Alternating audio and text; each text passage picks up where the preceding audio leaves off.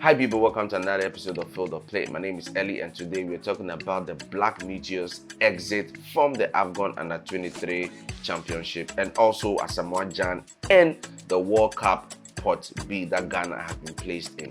Kindly remember to subscribe to all our social media platforms at Field of Play GH on Facebook, YouTube, Instagram and TikTok. Don't go anywhere, we'll be right back.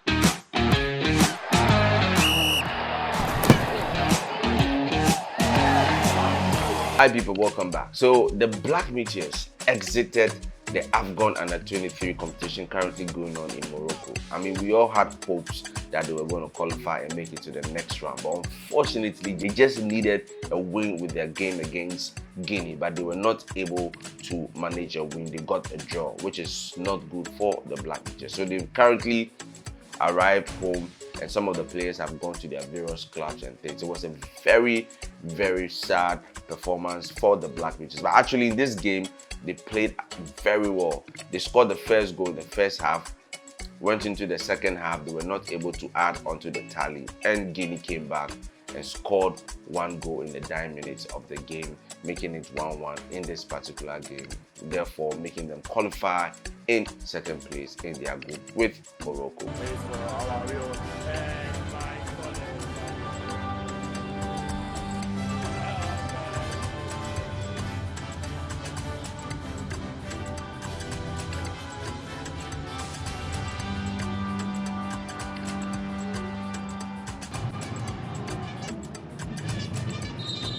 So underway then here in Tangier, Guinea.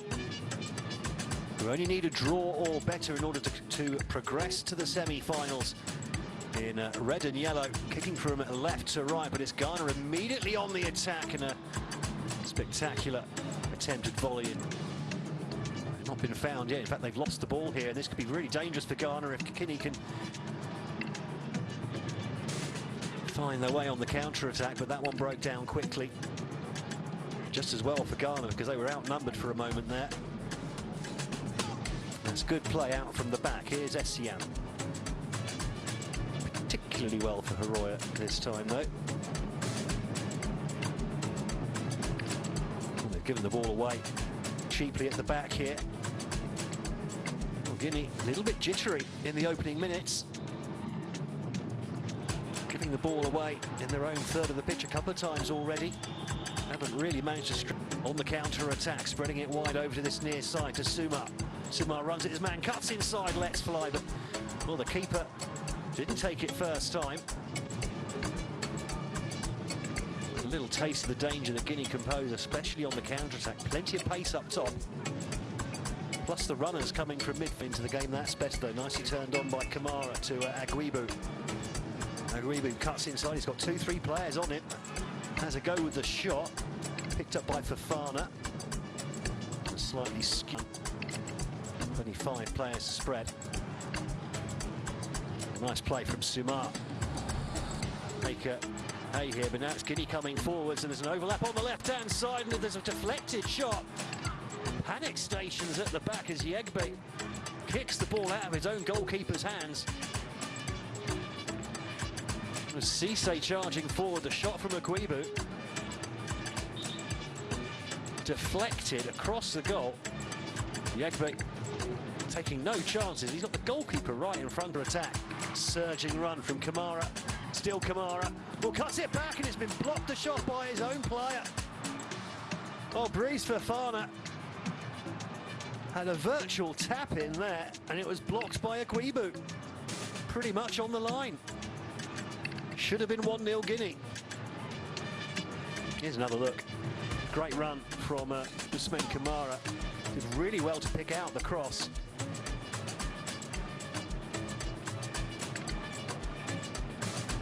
And yeah, the shot coming back off the knee of Agwibu. That was going on target as well. I'm not sure the keeper would have got to that one. And Agwibu, I think, congratulations against Morocco. They haven't done much here either yet. Oh, deflected shot and oh, what a goal that would have been. Defensive clearance deflecting off Yeboah and it came at quite some pace to the goalkeeper. Have a look at this. Instead, some good skills being shown there. Down the left-hand side. With the Guibu and I think it was Madiu Keita.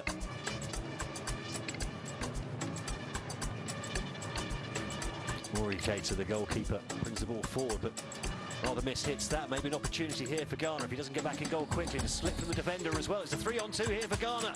Nice one-touch passing, and there's the opener out of nothing.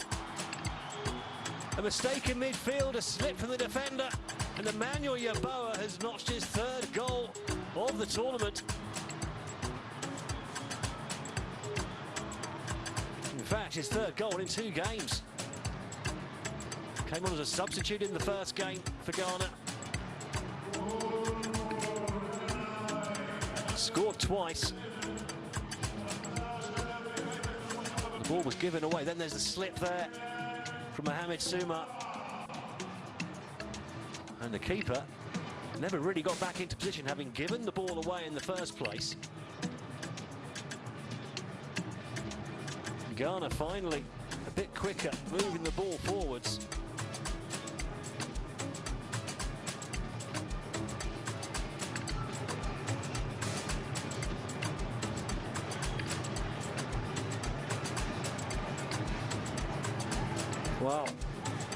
Well, that changes everything now. Guinea were looking very much good. You can see the goalkeeper completely out of position. Yeboah's just passed that ball into the middle of the goal, and the keeper dived and couldn't reach it. Never got back into his proper play inside. Okay.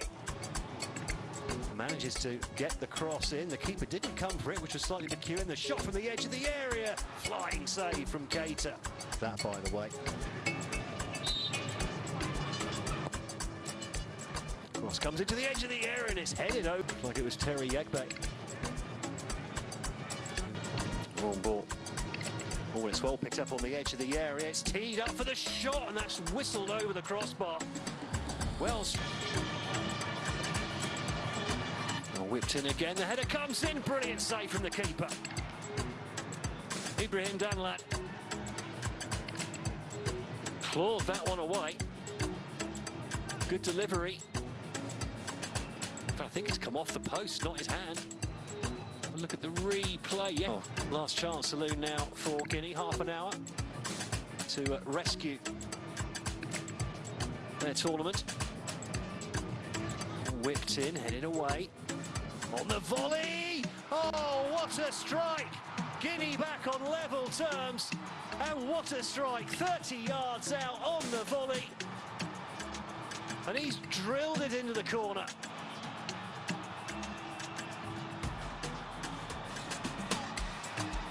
Well, what a way to get back on level terms for the Elephants. Great strike from the captain, I think it was, Brice Fofana.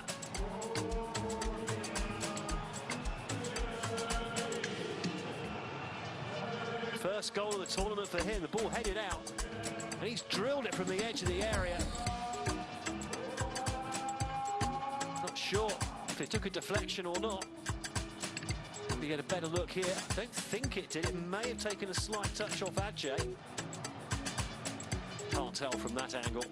Not sure the keeper was getting to it anyway. Maybe this will show us. Ball whipped in at the near post. It was a good delivery as well. Not quite the touch that Afriyie was looking for. Ball comes back in Afriyie with a header. Doesn't get enough on it and eventually hoofed clear by the Ghanaian defence for the team in red and yellow. And more good play, and the ball being cut back here for a Guibu, and it's deflected over the bar for a corner. Impressive actually, being 1-0 up with the second string. 11 for Ghana. Oh, and the shot from Uama. First time shot, and there you saw there that the rebound came almost straight back at him. He just couldn't quite stretch. It was left to Madiu Keita to... Hi people, welcome back. So the Black Meteors exited the AFCON Under-23 competition currently going on in Morocco. I mean, we all had hopes that they were going to qualify and make it to the next round, but unfortunately they just needed a win with their game against Guinea, but they were not able to manage a win. They got a draw, which is not good for the Black Meteors. So they've currently arrived home and some of the players have gone to their various clubs and things. It was a very, very sad performance for the Black Meteors. But actually in this game, they played very well. They scored the first goal in the first half, went into the second half, they were not able to add onto the tally, and Guinea came back and scored one goal in the 9 minutes of the game, making it 1-1 in this particular game, therefore making them qualify in second place in their group with Morocco. But I mean, the crop of players are very good, so we hope we keep our eyes on them, and then make sure we keep them together. They should also not be too proud, because apparently Asamoah Gyan is even saying the players are feeling a bit pompous. Some of them think they are better than the current team that they are playing in, and they were holding on to the ball and they were not playing as a team. And now football has changed. Apart from scoring goals and holding on to the ball and creating possession, you need to be able to play as a team. Defensive lines have to be in place. The midfield has to be in place. There needs to be cohesion. There needs to be transition from defense into midfield into attack. But some of the players feel they were too good or they were bigger than the team, so they should sort of watch out. Otherwise, they are not going to do well in the subsequent tournament. So I mean, this coming from Asamoah Gyan, so we need to take him because he's a veteran player. He's one of the legends. He's one of the players who have really done good for Ghana. Ajima Bedu is saying the current performance of Ghana playing competitions and not being able to make it to the next stage, if we don't really tackle the crops or the roots of the matter, we might not even qualify for any other competition coming forward. So I mean, I think he also has a valid point. We need to do our homework as well. Okay, so Deputy Youth and Sports Minister Evans Bobie recently embarked on an insightful visit to Morocco, the renowned football facility, the King Mohammed V Football Complex, and compared to what we are doing in Ghana. Apparently, he's shocked. 8 good pitches that they are playing the football on. They have doctors that are training the players, and I mean you have a listen and see what I'm actually talking about. 8 football pitches, not what we are doing. And apparently the AstroTurfs that we have in Ghana are all old.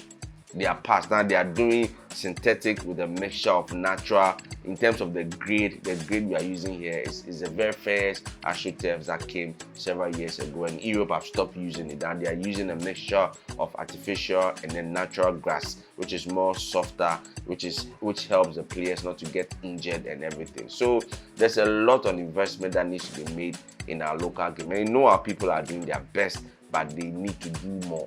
They have to do more, because right now football is evolving, football is changing, it's becoming more scientific. So we need to apply science into our game. We need to develop our game. I hear the GFA is trying to do a football DNA or Ghana football DNA. I mean, it's a step in the right direction, but it needs to be backed with concrete efforts. All right, so let's talk about the World Cup draws. Ghana has been put in pot 2.